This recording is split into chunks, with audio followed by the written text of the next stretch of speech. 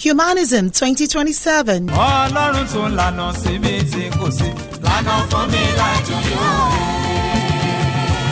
Segun Ekudehinwa declares intent to contest for Ilaje Constituency 1 MHA seats. Member House of Assembly seat. The 2027 political season gathered momentum on 7th February 2026 as Segun Ekudehinwa, popularly known as Segun City, formally declared his intention to contest for the member of the Ondo State House of Assembly, MHA Ilaje Constituency 1, under the platform of All Progressives Congress APC. The declaration event, which commenced at about 3 p.m., was held at Pa Eniafe Church Secretariat Road, Igbokoda, Ilaje local government area of Ondo State, and attracted party leaders, ward representatives, women leaders, youth supporters, and community stakeholders from across the constituency. After the opening prayer, the vice chairman of the APC in Ilaje local government, who doubles as constituency's chairman, Honorable Olatokunbo Iwamison Lawrence, while addressing the gathering, outlined the purpose of the meeting and acknowledged the presence of party leaders. The chairman then formally introduced Honorable Ekudehinwa to address the gathering. You are welcome. APC progress. Odatiwa. Odiron. Odatiwa. Mo fẹ́ kọ́kọ́ appreciate the governor of the state, the mayor of the state, for considering it as a point of necessity for youth like us to be able to display our potentials. The governor has been magnanimous. His contributions in times of health sector are significant. And in terms of infrastructure development, all his achievements have not gone unnoticed. But we are Oliver Twist and will continue to ask for more. We know Mr. Governor is going to do more. So we want to thank him for his developmental strides in the state and for giving youth like us the platform to express our political astuteness.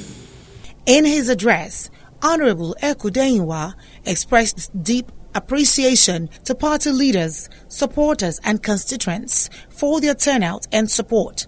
He officially announced his intention to run for the MHA seat, citing a strong desire to serve the people of Ilaje Constituency 1 and contribute meaningfully to their socio-economic development. I want to thank all of us for coming.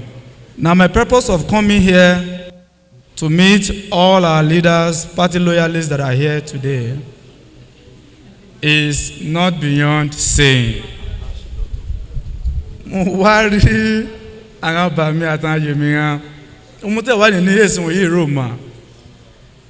House of Assembly election is coming.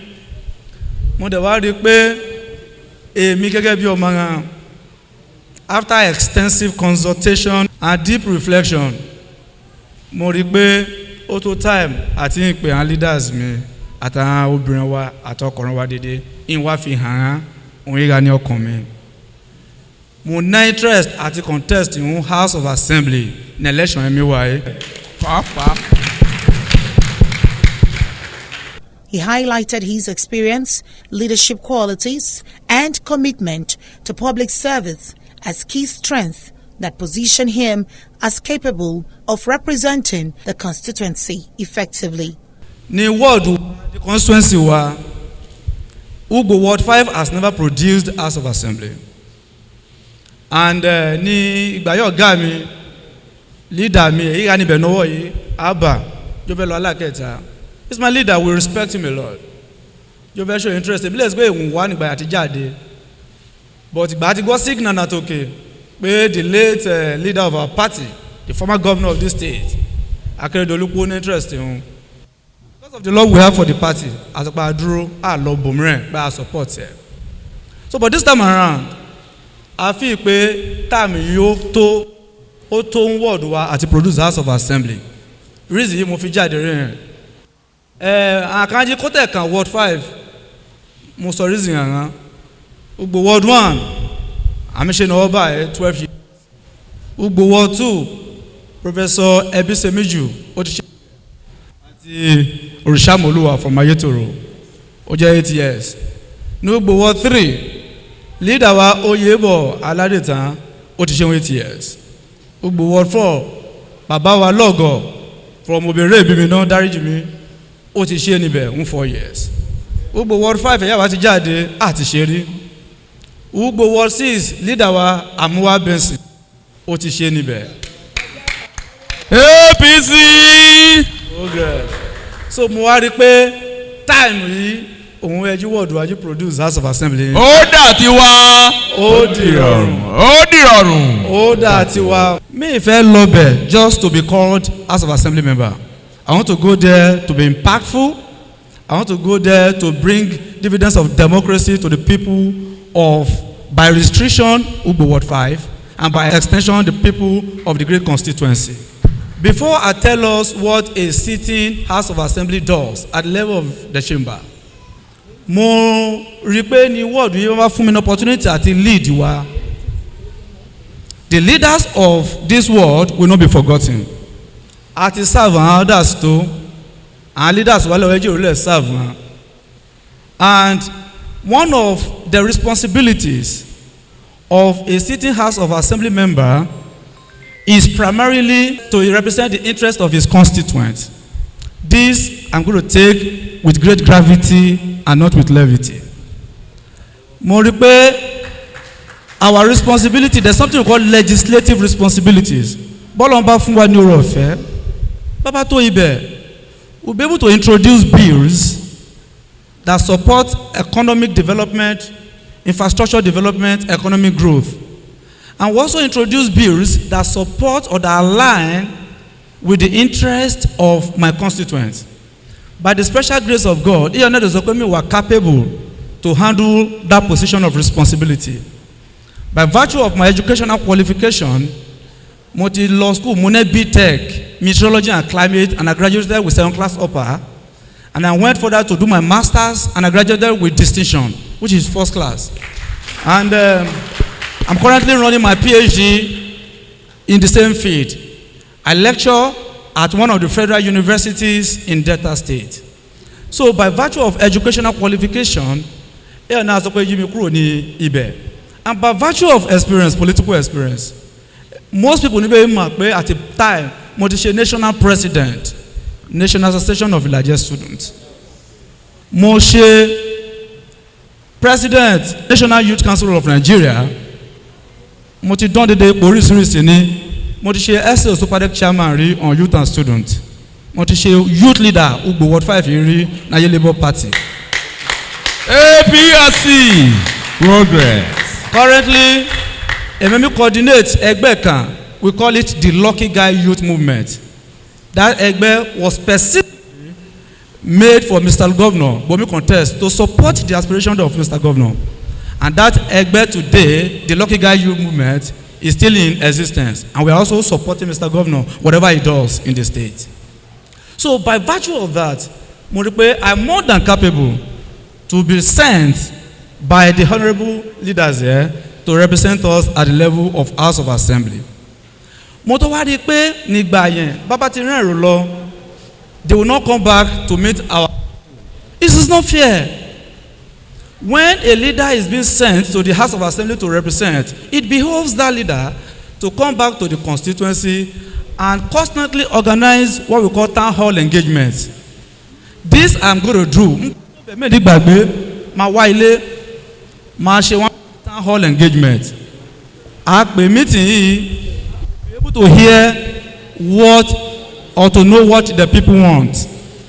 So I'm going to do it if I'm given this opportunity to represent us, that there's going to be constant town hall engagement so as to know the interest, the yearnings and aspiration of our people. Again, by virtue of my experience education-wise, my House of Assembly, committee, aligned by interest. By the special grace of God, the Commissioner for Youth today in Ondo State and Commissioner for Environment, they are my friends. When I was national president of Ilaje Students, back then, the Commissioner for Environment, Tobloko, PhD, was at that time the national president of SLD students. And IBB, the Commissioner for Youth. So these are my friends. And so bí Ọlọ́run bá fún mi ní oore ọ̀fẹ́ àti lọ House of Assembly. Àga ní committee èyí lè support growth àwọn ọmọ wa bí sport development. Ehun ìfà Jabane House of Assembly member èmi wálé jomi organize sporting activities wọn ma constituency wa. Ìgbà yẹn ń gbá bọ́ọ̀lù wa níbẹ̀. Èyí bá ti gúùdù jù nínú ọ̀ràn bí méjì mẹ́ta, we introduce them to sunshine. We have the Commissioner for Youth who is our friend. We introduce all these people to him. Adamu and selected few ibà máa ní bọ́ọ̀lù gbá níbẹ̀. And I go abroad on training. It is possible. It is achievable. So I'm assuring everybody that if given this opportunity, ma join the committee èyí align pẹ̀lú interest constituent mi. Again, I also know that the government state wants the best for all of us. And legislative arm of this government, if they want to make this government ungovernable for governor, they can do it. But why it is very, very pertinent for somebody like me to go there to give us a result-oriented representation is that we need somebody that can promote or project the policy initiatives and agenda of Mr. Governor. So that development governor I'm going to do it if given this opportunity. We're going to sponsor bills that align with the policies, the policy initiatives and agenda of Mr. Governor. By the special grace of God, like I said earlier, our leaders will not be forgotten. Constantly we'll be coming to meet them to understand their plight and to make profound solutions where and when necessary. I thank you once again, my leaders, for this opportunity to allow me to address all of us. And like I said earlier, I'm not going to disappoint you. I'm going to work in tandem with the constitutional provisions of this state. And I'm not going to disappoint my leaders. The women will be disappointed. They will not be forgotten. Thank you, and God bless all of us. The atmosphere at the event was charged with enthusiasm as supporters showed solidarity through songs and chants led by both male and female attendees in spontaneous displays of support. Segun sí ti gbogbo wa ni a sì gbọ́dọ̀ gbé torí kò sẹ́lòmíràn tí a lè gbé kémi gbé. Ẹgbẹ́ Ṣẹ́gun sókè o. Ẹgbẹ́ Ṣẹ́gun sókè. Ọmọ sì ti yí o. Ẹni bá wò yóò yẹ. The chairman subsequently invited stakeholders to speak on behalf of the incoming aspirant. He urged constituents to rally behind Honorable Ekudehinwa and support his ambition at the polls. Prince Stella Nana, former SA to governor, in her remarks, called on women across the constituency to unite in support of Honorable Ekudehinwa. Sẹ́gun Ekudehinwa kábọ̀ o, mo mà kí leader mi o, Honorable Kwepe nìkan àti Dedenga ní high table. Mo dúpẹ́ náà Dedenga. Àtọ̀dọ́, àtàgbàlagbà, àtọkùnrin àtobìnrin ṣe ò bá ṣe wá. Lóòótọ́ táyà ti ń jà ń kò yí. Ṣùgbọ́n àsìkò yìí, Ọlọ́run sọ pé kò yí ó kàn Ward 5 pẹ̀lú analysis yá ṣe pé dédé ward wọ̀nyí ti lọ rí pé àwa àwọn kan rí. Ó kàn wá. Èyí kan wá ayé ní bọ́ náà wá o. Mẹ́ẹ̀ náà ọ̀rọ̀ pípọ̀ ilé sọjọ́ ọ̀rọ̀ èdè sọjọ́ ẹni. Afẹ́ bí honorable wa go. Jíwo bá tó bẹ̀ kó fẹ́ ṣe hàn àwọn obìnrin. Responding to their concerns, the aspirant Ekudehinwa pledged to prioritize women empowerment if elected, promising access to financial support through microfinance loans alongside initiatives aimed at improving access to quality education. But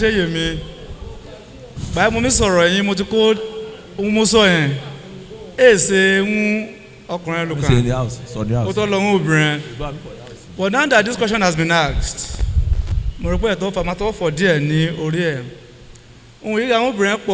one of them is to provide access to micro loans. So most of our women, MHA, and small shops, businesses, and they need a little financial encouragement. And that's why I said when I was talking the other time, I did say that the women from our own geographical enclave, Constituency, would be given access to microloans. And access that if you support the businesses and MHA. Then again, girls' education. Obre Constituency Omurenwa Ilaje Rumi and Maka for all the year everybody. They've been misled. To go astray in that to make quality value or education, man. So there's going to be a sensitization program. Yes, education indeed is the best legacy. This I'm going to do. All about Honorable Olumide Ikuekpenikan, pioneer chairman of APC in Ilaje local government and former Osopade commissioner, also addressed the gathering, encouraging party faithful and constituents to give Honorable Ekudehinwa massive and unwavering support. Honorable Segun Ekudehinwa, iná mi dùn ìgbà mo rí àyè tẹ̀lé rẹ wá. Èyí fi hàn pé sit down ibo ìwọ ti dára nlé báyẹn náà wo dára ní òderin Ọlọ́run á ká wà pẹ̀lú dédé wa o. Several other leaders who echoed similar sentiments, pledging their backing for Ekudehinwa's candidacy include Ẹgbẹ́ APC Nubu Ward 5, Mokingawo, our aspirant, Honorable Minister Ekudehinwa Segun, Ọlọ́run kẹ́dẹ̀ àfúndédé wa ṣe o. Lórí bẹ́ẹ̀ mo fẹ́ bẹ̀ wá ajá gbárùkù tí ajá ṣòṣèlú nílé wa jágbé ọmọ wa. Torí náà mo gbà Ọlọ́run àjẹjí tó bẹ̀ o. Ṣẹ́gun City Ekudehinwa ọmọ wa rìn bàrẹ̀ ti rílè sọ́fà àwọn òṣèlú yìí ti pẹ́. City Ekudehinwa ó gbìyànjú náà tán àti òsì.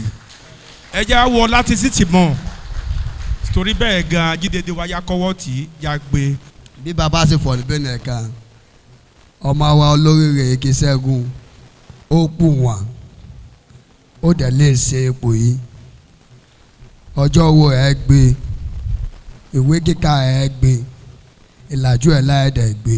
Following a motion to conclude the meeting, the gathering was brought to a close with a closing prayer as participants jointly observed the grace. Surely, goodness and mercy all the days of our lives and sad in the house of the Lord forever and ever. Amen. Speaking with Coastal Renaissance News at the event, Honorable Ekudehinwa expressed gratitude to the Governor of Ondo State, His Excellency Dr. Lucky Orimison Ayedatiwa, and reaffirmed his commitment to transformative leadership. He assured the people of Ilaje Constituency 1 that if elected, he would deliver effective representation and tangible development in line with their expectations. My name is Comrade Segun Ekudehinwa. I'm from Ojumole in Ugbo Ward 5. Yes, why we are here today is not beyond saying. I came to meet all our respected leaders of our ward to declare my intention to contest for the position of House of Assembly in our noble constituency. It is crystal clear that I'm loved by the vast majority of our people, and yes, as you can see, it shows that the affinity is there. I'm loved by almost everybody in my constituency and by restriction in my ward, and this love that have been shown by all of these people will not be taken for granted. Yes, they should all be expecting a result-oriented representation at the level of the parliament, and I have told them for the opt-in time that this time around we need somebody who is more than able to give us a result-oriented representation, and order-centeredness is going to be the order of the day. And massive development, infrastructure development is going to be the order of the day. And again, it's all about legislative responsibilities. If I am given this mandate to serve as the carrier of the mandate of the good people of our constituency, not only will I give them effective representation, I will also use the good office to lobby and bring dividends of democracy to the people of the constituency. I'm going to roar like a lion in the parliament, and that is what this project is all about. Yes, I want to appreciate the executive governor of the state, my leader, my benefactor, for considering it as a point of necessity to give youth like us the platform to express or display our potentials. The governor, I want to assure him that I'm going to work in tandem with the constitutional provision of the state by supporting any bill that will, that will enhance the policy initiatives and agenda of Mr. Governor. Mr. Governor, I appreciate you. We are your boys. We are your boys. You are the lucky guys. And I'm not going to disappoint you. Thank you, Mr. Governor. Keep doing what you're doing. The good people of Ugbo Ward 5 and by extension, our noble constituency do love you. Thank you. The declaration marks a significant step in the unfolding 2027 electoral race in Ilaje, Constituency 1, setting the stage for increased political engagement in the months ahead. The report was gathered and compiled by Coastal Renaissance News.